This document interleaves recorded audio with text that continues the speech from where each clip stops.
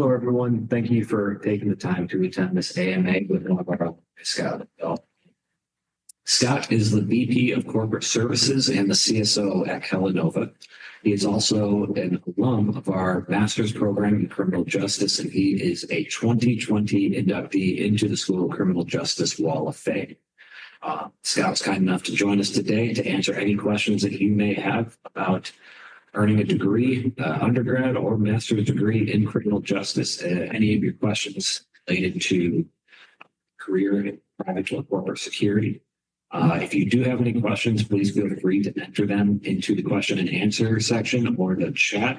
We will go through them as we receive them. And if you miss an answer to any of this, no worries. We are recording it and we will be posting this afterwards as well. So, Scott, thank you very much for taking the time to be here with us. Can you just give us a quick introduction of who you are and what your career is about? No, absolutely. And great to be back on campus. Always enjoy being here and certainly look fondly on the time that I spent here. So to share today, happy to do that. Yeah, I think certainly have had a great corporate career journey. I didn't necessarily set out that this was where I thought I would be, but step by step, it's gotten me here. I've been very fortunate, with a solid education and then development along the way. Some great mentors and peers to help push me in the right direction when I needed it. Started my career, been very fortunate, but was probably a bit different at the time in the private sector, in the security field.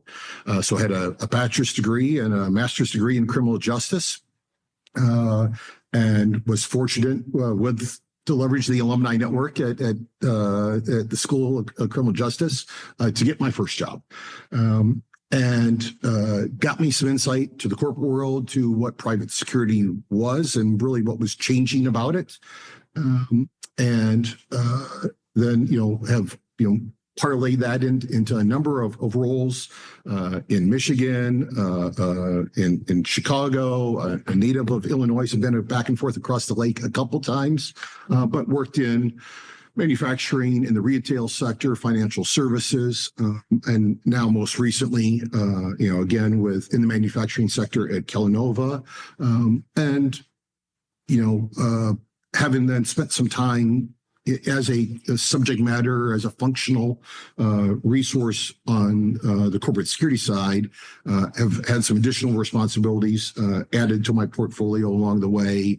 Now, more broadly, responsible for corporate services globally for the company, real estate and facilities, real estate portfolio for the company, travel and expense, and then the security programs. So Kellanova right now, we manufacture 20 plus companies globally, 20 plus countries globally, about 25,000 plus employees in just about every market in the world. So that brings some interest and excitement and makes the job a little bit different every day. Yeah, absolutely.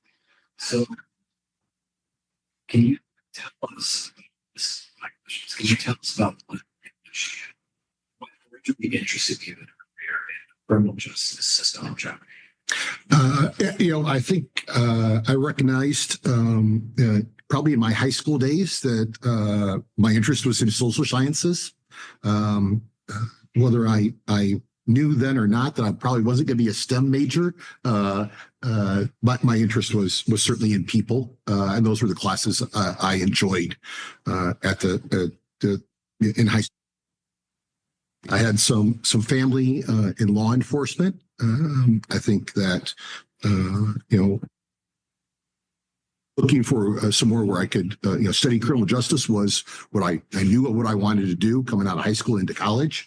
And then took every experience I could as an undergrad, did law enforcement ride-alongs, learned from that, had a lot of practical exposure that then opened the door, and it was, a page on a textbook somewhere as an undergrad that talked about white collar or private security that got me interested in the corporate security world.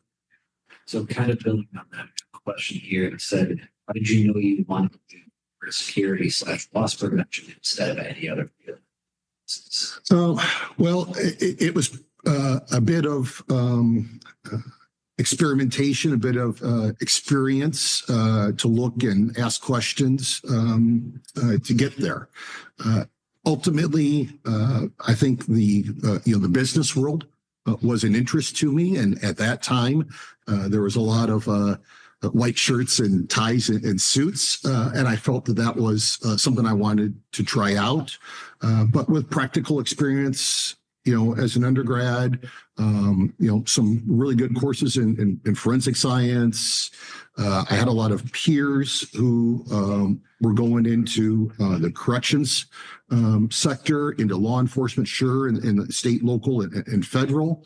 And I certainly took a series of law enforcement tests to have those options, but ultimately thought that understanding the business world was really something I wanted to pursue. Yeah.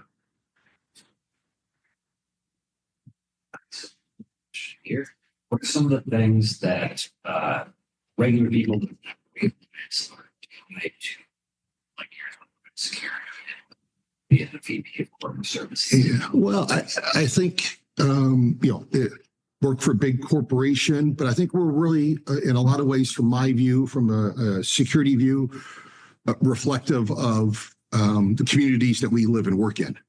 So if there's problems in the communities, those problems have a tendency to show up in the workplace. So it's not an absolutes, it's not ivory tower or big business, but I think quite often the same problems we read about in the newspaper, maybe or read online locally, are those employees who are in our workplace. So first and foremost, I would, kind of say foundationally, the workplace is not so different than, the communities at large.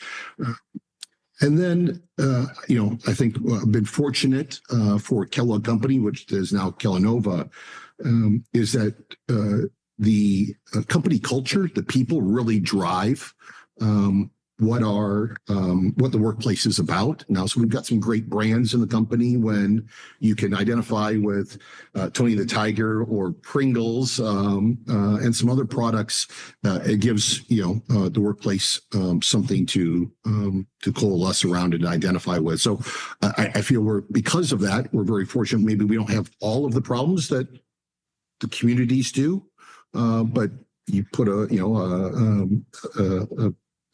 all the apples together, there's a bad apple or two in 25,000 employees. So that's certainly part of the work.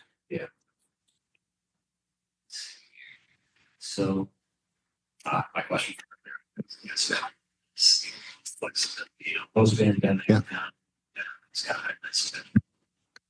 that impacted. You're not thinking that they needed or Well, yeah, so I think it's the scale of it changed for us really fast, and as it did for all of us. So there were certainly remote employees or employees who had hybrid roles, maybe in a sales role or a market role before. But then when the home became the workplace, certainly came a shifting set of concerns or elevated set of concerns. First and foremost at that time around information protection. That what was available in the workplace, we had I think, seen some industry references to where you get maybe,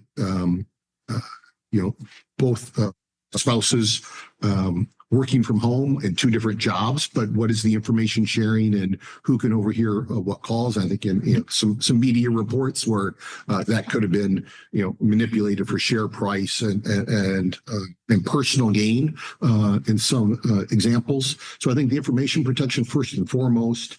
But if I go back to the broader crime and societal issues, sometimes coming to work was a reprieve for an employee who had problems at home. and now they were spending more time at home. And now those problems were in the workplace during the day all the time. So, you start having to work through that. And then, what we also saw during that time frame was the challenge of being able to do background checks and what those meant. So really for us to understand the dynamics of what their work history was, where they were working, and how that maybe impacted what we asked them to do. Yeah. Do you ever interact with local law enforcement in your job? How does that? Yeah. Quite a bit. I think we ask all of our local leaders, others in our business, in our manufacturing sites, to have good liaison with local law enforcement. We say most often that you don't want to call for emergency services of any kind. You don't want the first conversation with them to be when you've called 911, that you want to understand how they're going to respond, what the expectations are, what you can do for them to make their response simpler and easier. So, sometimes that's just having a good, emergency plan at our sites and building that public-private partnership. You see a lot of talk about that now with programs between DHS and FBI. DHS and FBI actually have a domestic security advisory council initiative, and I was just at a program that they offer a couple months, 6 weeks ago now, where they bring the private sector security leaders together for some joint leadership training with the Bureau and DHS.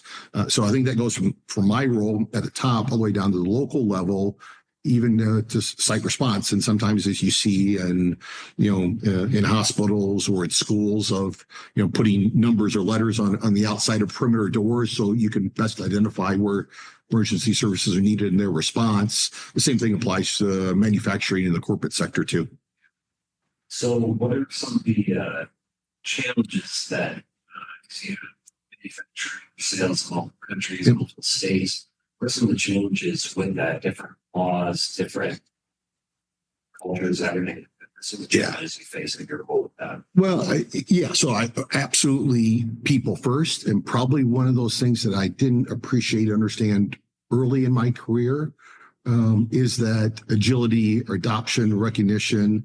In my time in the industry, boy, the corporate sector has gotten much better to call out and recognize DE&I initiatives, and that everybody brings themselves to the workplace. Sometimes maybe on the security side, and it's the difficult situations, but also the very positive pieces of that and recognizing that. So, the same security practices, the same expectations don't apply everywhere around the world. Sometimes that's a regulatory requirement. We can't do background checks in a lot of global locations these days because of maybe in Europe because of privacy or the lack of information available in still some developing markets, as an example. So we really have to do much better on the engagement with our employees to understand who they are, what they're about, and shift the workplace for productivity to meet the local requirements rather than just a U.S. Michigan-led global business. Jackson here. Sure. Questions. But let's say the first question will be, what would a day-to-day routine look like for a person in an entry-level job? Yeah, absolutely. I think there's a lot of entry-level roles are very subject matter expert, maybe a little bit narrow and focused versus generalist, as probably you get some more experience and have more opportunities.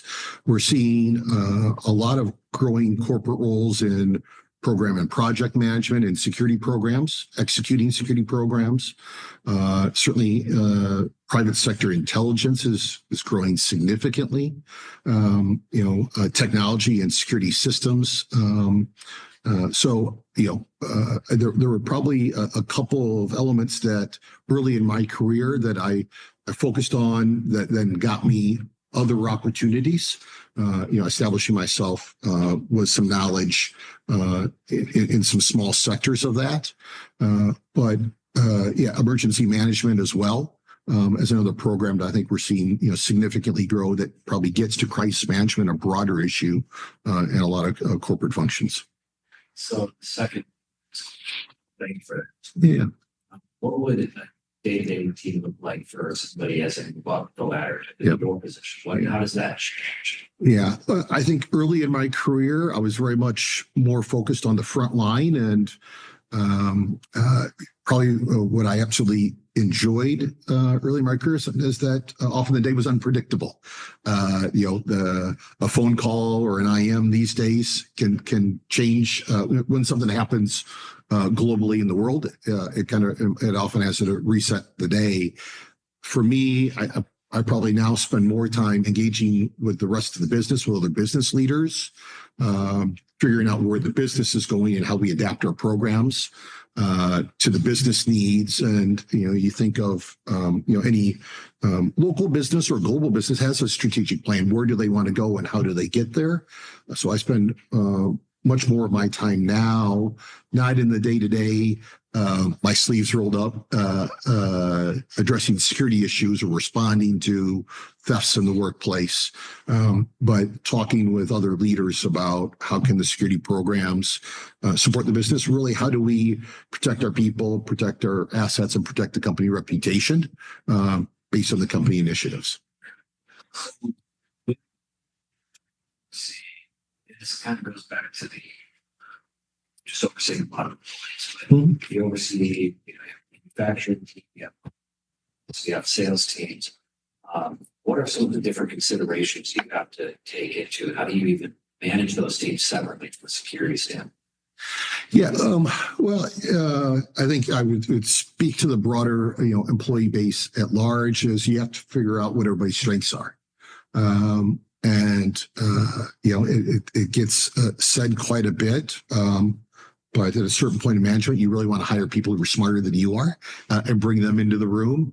And I think that's absolutely true for me. I grew up in the security side of the business. Now I have other responsibilities. So it's important for me to bring professionals in, subject matter experts on that real estate facility side, on the travel and expense side. And maybe I can be a broad-based manager and make sure the company processes and the right questions are being asked. But one, really make sure that we're hiring people who understand those markets, who understand how their functions work, and then let them go do that work. A little bit of, I guess, management philosophy there. But yeah, to the question a couple of minutes ago, certainly that brings some challenges to trying to do business in India, to what became the challenge of Russia and Ukraine, and now the Middle East. A lot of talk about perma crisis, and so there's always something going on in the business world, or certainly within my space, that we're having to react to, and then have consideration, like I said, for our people and our assets and what it means to the company reputation, and how do we respond and react to that. I guess just to kind of be curious of what your thoughts are to, for students who are looking to go into this, we talk so much about police and courts of corrections and the criminal justice system.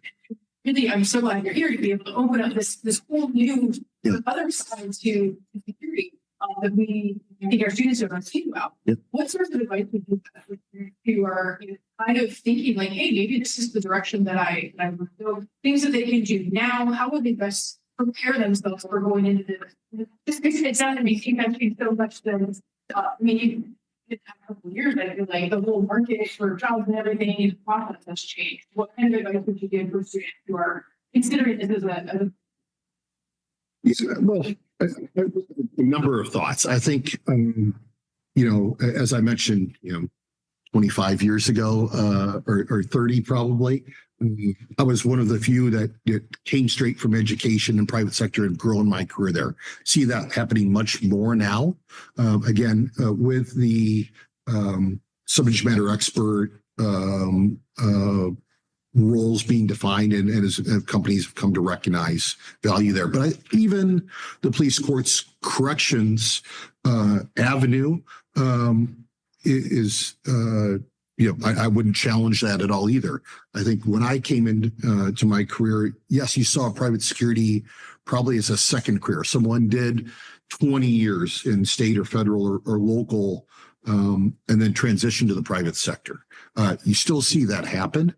But that public service versus the private, there's a difference there, and varying degrees of success for people on career transition, and recognizing that. I think of my peer set in the corporate environment. There's certainly a subset that are former Secret Service or former FBI. I think one that I see, and I didn't even think about, didn't probably even know that it existed in my education days, was the Department of State Diplomatic Security. And you think of working for a Fortune 500 or a global company, diplomatic security teams are at the U.S. embassies all around the world, providing law enforcement liaison between the U.S. government and local agencies. And those roles, you see a lot of success in the corporate sector because they've got the global experience that companies are looking for. So whether it's a traditional path of a second career, or I can think of a number of colleagues who have done a law enforcement, broadly speaking, career for 5 or 10 years and then come to the private sector, they found the opportunity, they had a connection or exposure to the private sector, and then decided to make that transition. So, I think for me, early on in my career, I knew I needed to continue my development and my education. So I sought a lot of outside training, a lot of connection to either associations or others. And I had a few, like I said, leaders, bosses, mentors who would support me in those initiatives. So I think there's a lot of ways to get to a role like mine these days. Building on that, just what would be your best piece of advice for students who are finding internships in fields such as security or risk analysis, crime analysis, succeeding in those internships? I think it's really then, if you have that exposure, it's really understanding what the business is about. How does that business make money? And then how do you and your role or your function, contribute to that? A lot of a good friend, a good security peer who talks about the role in security, adding value, no matter what role you're in an organization, about saving time, saving money, or solving a problem for the organization. So I think if you have a sense of how those questions can be answered, or go ask those questions, if you're in a internship role, I think the best thing you can do is not only put the work in for the internship, but really spend the time, make the effort to go ask questions. I had a great undergrad internship with the Illinois State Police, and then with as back in the late 90s, when they were at the height of their business in mobile phones globally, a lot of handheld radio technology. They still do. That while I was here at Michigan State, went home for the summer and did that. And what I learned there, was I think a great question, because it was a wholly other set of how could I apply everything in the textbook or everything I got in lecture to that job, and really ask the questions of those security leaders in the business. A bit of validation of, hey, is everything I learned in my textbook, does it really apply, or how does it apply? So that back and forth, it's not just, have a son who's at university now. So it's not just, although it's a great accomplishment to get the internship, it's really about what can you get out of it, would be my recommendation. I think that's a great question. So building up to that. So we pride ourselves here, interdisciplinary, right? And focus on that. Even interdisciplinary, you're talking business and that side of things. Yes. So Jackson asked this question about the internship. That was a great question. That was really good advice. That you mentioned understanding how the business works. Do you have any advice for students who may be interested in this career that, okay, I'm getting my degree in criminal justice, I'm focusing on the security side of things. Perhaps they're like, I'm not going to get an MBA or, whatever, but I do want to learn the business side of things. Do you have any advice for them on how to pursue that? Yeah, well, absolutely, and probably a piece that I struggled with early in my career because I had a great education, and I thought very much that maybe with a narrow criminal justice mindset, that a lot of things were black and white and right and wrong. And the corporate environment, you understand that business objectives challenge that sometimes. You can read in USA Today online or any media source, ethics in business are challenged quite often. Cover Wall Street Journal area, once in a while is corruption being called out.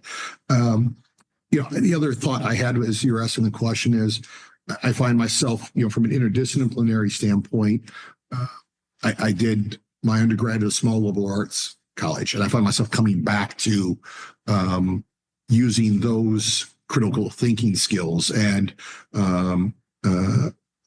thought process, and even if it's now a lot more talk about design thinking and program implementation.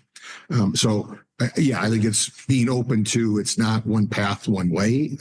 Absolutely, the business will challenge the normative behaviors, and people will challenge that. But when it comes to the business functions and disciplines on finance and budgeting or people development and human resources, it's about asking those questions, seeking that guidance, to look for those training programs.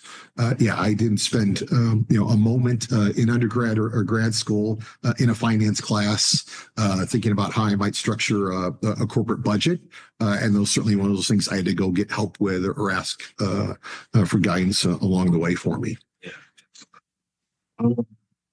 So, you've been in this career.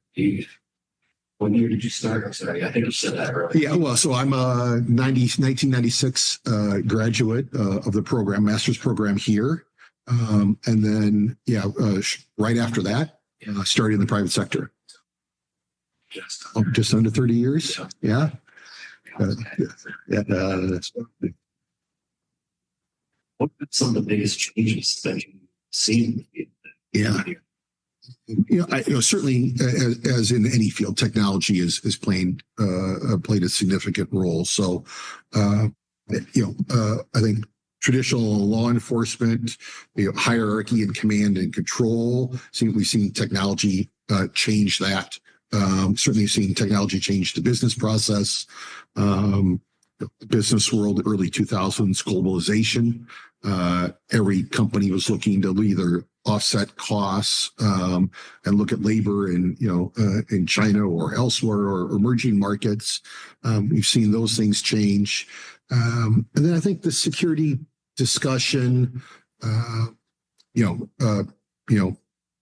law enforcement connotation of guards, gates, and guns. That's what a lot of what maybe the view of the corporate environment was when I started.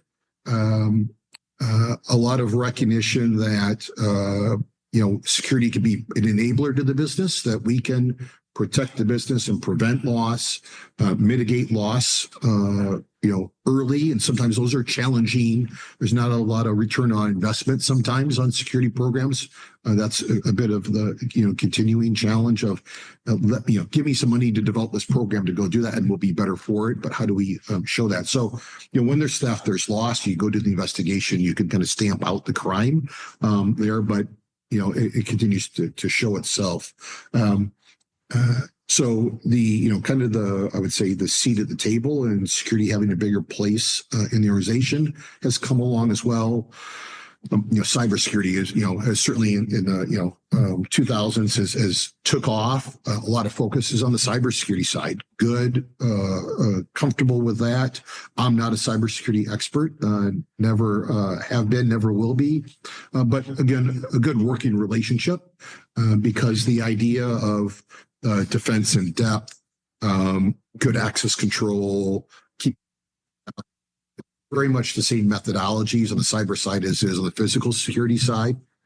And in globalization, in perma crisis, and all these things that we live in today, a much more broader view to more identifying the risk and making the organizations more resilient, having that conversation. So not just security, but more risk and resilience is, I think, where the industry is going these days. I have a follow-up. Sure. So things are good, like things have changed. Yep. What excites you going forward? Yeah. So for the next this kind of Yep. you see and Yeah. The new exciting things that happen or new just like I think the security industry is really open to the creative thinker because the risks are very diverse. So where it was very black and white and maybe law enforcement oriented and catching the bad guys, now it's much closer to the business and the business objectives. So as the business shifts, these roles will shift. And where the security work is, where we can make the business, where we can identify risks, and where we can help the business be more resilient are going to be new ideas. Some of that, we all hear quite a bit about, AI and what is that going to change a lot of businesses. Absolutely. So it'll change labor models and that will put contention in the labor forces in business. It'll, change, there's a lot of challenge already we're seeing on intellectual property and PII and personal information and that conflict of what's out there and how do you keep information from being out there. And then, ultimately, like every other industry, it's how will the security industry use artificial intelligence going forward. I don't think where it's much more easier to connect the dots in some functions of how artificial intelligence can be used. Security still very much in its infancy. We initially spent the last 5 years looking at what's bad about it and what's it going to do to us. But there's certainly an element of, okay, how do we harness that opportunity on the security business for the better? So, yeah, I think a lot of upside to this industry. It's going to evolve like the rest of the rest of the world is, the rest of the business world, for sure. Yes. Sure. Most important skills to have in your hand. What are the skills hiring managers and recruiters looking for in candidates? Personal skills, goal skills, everything. Yeah, and I think it's challenging in the corporate world with entry level roles. Absolutely, I see them. I know that my organization creates them. I see other job descriptions where there's a lot of ask for it may be an entry level role, but they want experience, and it's kind of very difficult to have both of those. So part of that is, internships, absolutely, right? Or, part-time work. I was a full-time student and part-time work that, related to my field, or I could figure out how it related to my field. So I think there's some tangible pieces there that we can all connect the dots on. We as a corporate environment need to be better at writing job descriptions. I think our potential candidates should challenge us on job descriptions as well. Just because you don't meet all the qualifications doesn't mean you shouldn't apply for the role. Because often I think those job descriptions get written for the ideal candidate. That makes it easier for us if somebody shows up with a resume with all those things. But often that's not the case. And really, like I said, I think we want folks who, one, can work well with others, that have customer service experience or social experience, that understands what it is to be, in a workplace. And it's not even necessarily in a workplace. It could be volunteer. It could be, a service group or being a leader in those opportunities. And then absolutely, critical thinking. Willingness to ask the questions, but before that, right, the thought development to ask the questions. It's really hard to get ahead without understanding what's next, and doing that or challenging appropriately is by asking questions. So certainly customer service and critical thinking. Absolutely. We did touch on this just a little bit. We talked about cyber and AI and like the changes that have happened in the field. So, what do you think the future of this field is? It's social science. People are going to be people. So I think at its base and its core, the work is there, the challenges, the opportunities are there for sure. But yeah, will technology challenge how people interact, what interaction means, where they interact? Yes, and the workplace is part of that. And people will certainly use more technology, so that will also create more opportunities, good, bad, or otherwise. So I think in a lot of ways, what we know isn't going to go away. But I think kind of around the perimeter, you're going to see it poked and prodded and challenged just as an evolutionary piece, for sure. All right, so I'll say this for last call for questions. If anybody else has anything else, go ahead and throw them into the Q&A now.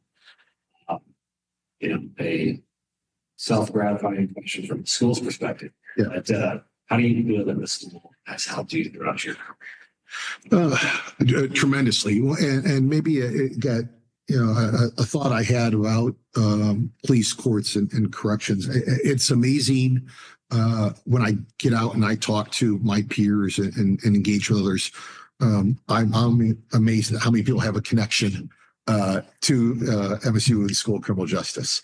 I can probably name a half dozen folks who are in roles like me, who I know that came through here, and right, they came in as maybe thinking they're going to go into law enforcement or into corrections or to study an element of criminology, and have showed up in the private sector. So one, I think the alumni connection and the network is very strong there.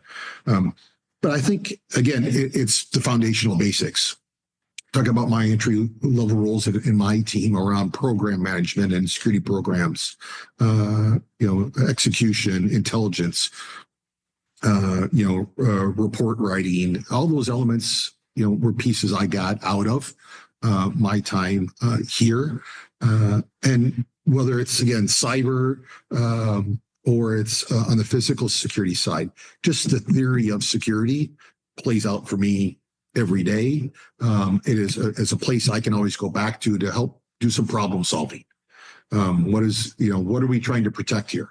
And then how do we navigate, the measures of protection within the business? It's certainly been a long time since I sat in this room.